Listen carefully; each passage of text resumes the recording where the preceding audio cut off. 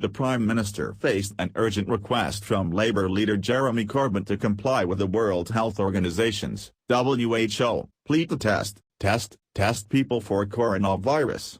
Boris Johnson had originally promised up to 10,000 tests per day across the country but has now confirmed the number will go up to 25,000.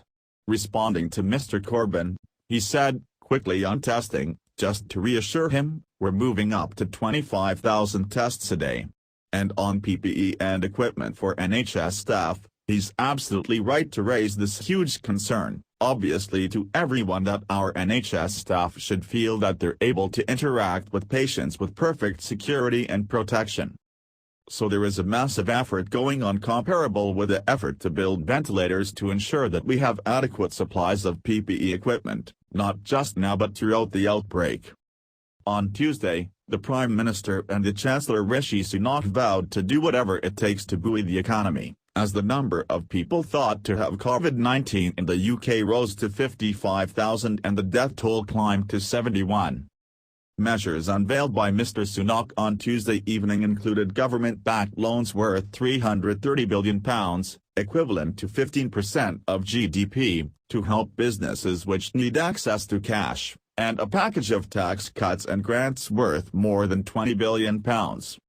Warning that never in peacetime had the UK faced an economic fight like this one, he also announced plans for 3-month mortgage holidays for homeowners suffering outbreak-related difficulties. The package comes after the public was told to avoid all non-essential contact and travel, while the elderly and those with underlying conditions were told they would have to stay home much more. Mr. Corbyn urged the government on Tuesday evening to go further in its financial assistance by suspending home rental fees and bank evictions of tenants during the coronavirus crisis. Earlier, the Prime Minister warned COVID-19 is so dangerous that without drastic action it will overwhelm the NHS, and said more extreme measures may be needed to protect lives in the future. And he told a press conference that there were only a few weeks to make the ventilators the NHS is expected to need. PMQs, Johnson grilled by Corbyn on statutory sick pay.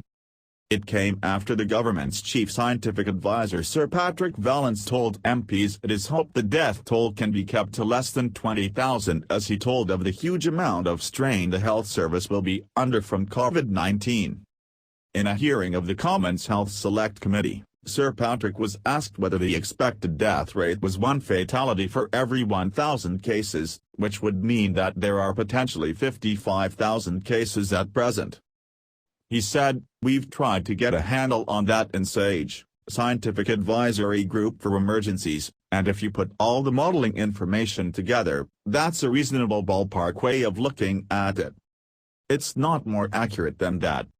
NHS England Chief Executive Sir Simon Stevens told MPs the NHS would be flat out helping coronavirus patients for the next 4 to 6 months.